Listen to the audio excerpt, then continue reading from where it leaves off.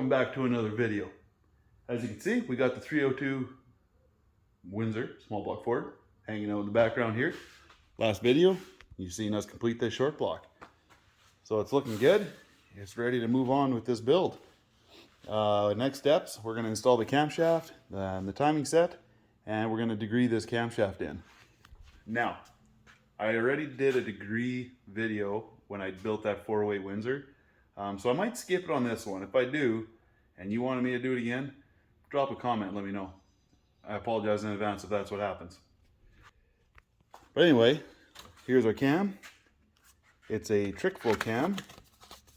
And there's the grind number for you. Here's the cam specs for you. You got 221 degrees on the intake side, 225 on the exhaust. That is at 50 thou lift. 112 degrees lobe separation. And it already has 4 degrees advanced ground into the cam. The lift is 499 and 510 with a 1:6 ratio rocker arm. And if we go with a 1.7, we got a 530 and 542, which is what the plan is in the end. So those are the specs. We got a brand new timing set going in, and let's see, it's a Cloys. There's the part number we're going with. Very good. And this one's, yeah, very adjustable, so just in case the camshaft is out, we can at least get it close. So we're going to start installing this thing straight up, install the cam, I'll degree it, and we're going to see where we're at, see how close it is, and if it's out, then yeah, we'll just have to adjust the timing set to compensate. So we're going to use the intake centerline method just to see where it's going to end up. Yeah, make sure it's lined up with the crankshaft, make sure it's timed correctly with the rotating assembly. So yeah, let's get to it. All right, so I got the timing, the lower timing gear, the lower timing sprocket, whatever you want to call it, for the crankshaft side. We're going to install that. We're going straight up on 0 degrees of advance or retard. We're not having any of that, just to start off with. And I just went ahead and marked it so I don't screw it up all of a sudden during the install process. Now, on some of these, they're actually pretty tight to get on the crankshaft, and you actually hit it with a little bit of heat. You just grab it with a vice grip and just heat it up gently. You just kind of heat it up in rotations. You don't want to hold the heat in one spot or anything like that. You want to heat it up evenly, and it just pops right on. Because generally you don't like hammering on the crankshaft. But with this, the small block Ford I'm finding is actually relatively easy to push them on. So you can get them on almost all the way just by hand. So just a few taps with the rubber mallet, and I'm barely putting any pressure on that at all. And she's seated. Some of them I know, if you do that to try to push them on, you're going to hammer the berries out of the crankshaft to get that thing on. Yeah, you don't want to do that.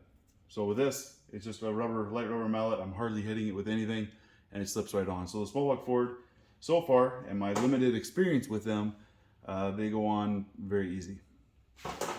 So this is where it gets a little bit interesting on my process. I don't know, I know everyone does it differently. But to start, I'm actually going to put some driven engine assembly grease, some break-in protection. It's pretty thick stuff. I'm going to put it on the distributor gear part on the cam here. All right, now we got that going. It's covered in that assembly grease. Then I'm going to use bearing guard, just some Cleveland bearing guard. I'm going to put that on the journals of the cam.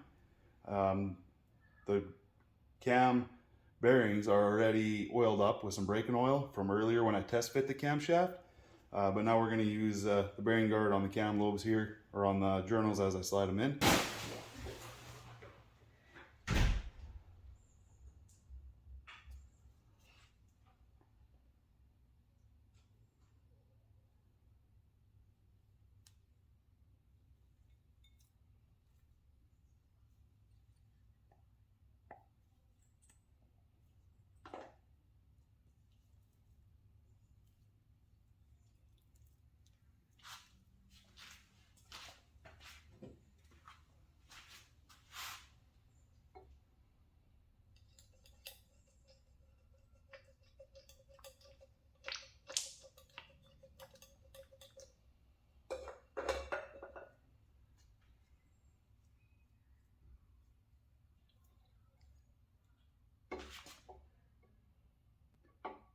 then we'll just push it in.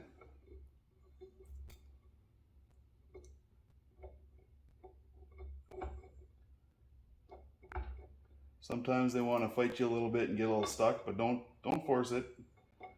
Just you know, wiggle it around a little. It'll go in.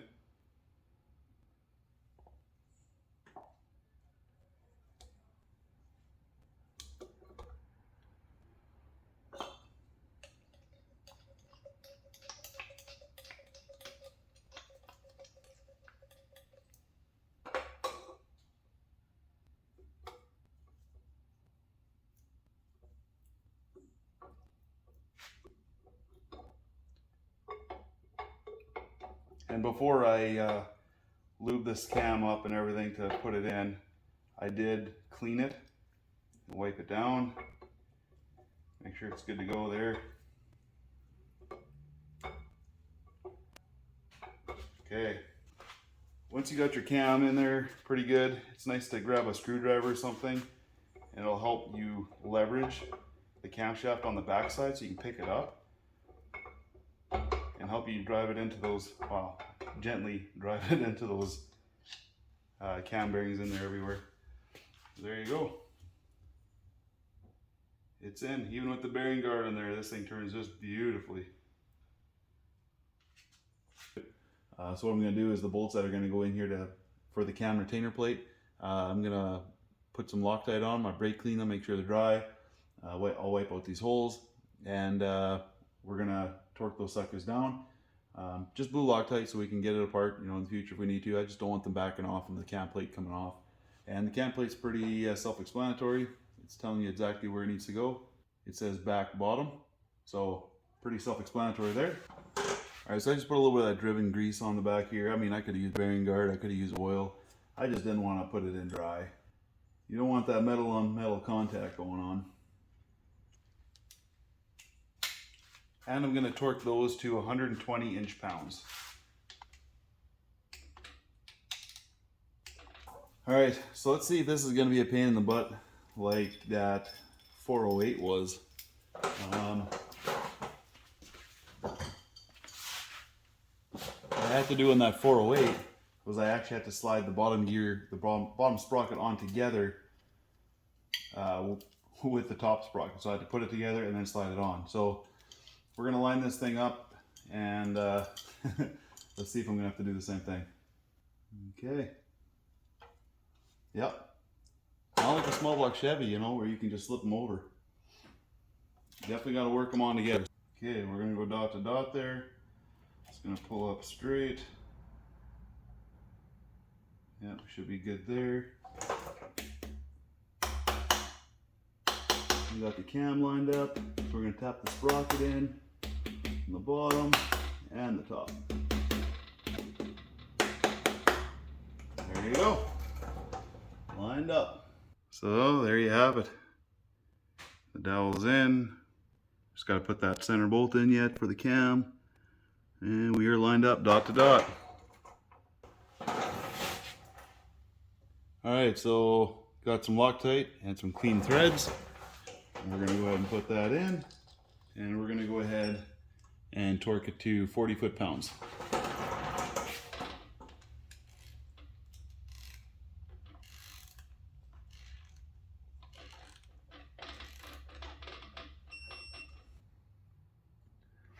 Alright, I got the camshaft dialed in. It's degreed in now. This is why you degree your stuff. Okay, you gotta double check it. This guy, this camshaft is supposed to be at a 108 lobe center line on the intake side. And I was getting 106. So not that that would be the end of the world, it would just move power down a little bit. But it does have a supercharger that's going on it. So I mean, it's going to have power down low. So we want to degree this thing in and put it in how the cam card said it's supposed to be. So just yet another example of why you want to degree your stuff in. Good thing I got the adjustable timing set. So I was able to retard it just for fun. I actually retarded 2 degrees, and I was getting about 107.5. And then I retarded an additional 2 degrees just to see what it would do, and then I was getting about 109.5, 110, somewhere in there. So I brought it back to 2 degrees retard, and yeah, I'm sitting at 107.5, 108 for the lobe center line on the intake side right now. So now it's good. It's done. It's time to move on with the build. So thanks a lot for watching, and stay tuned for the next one.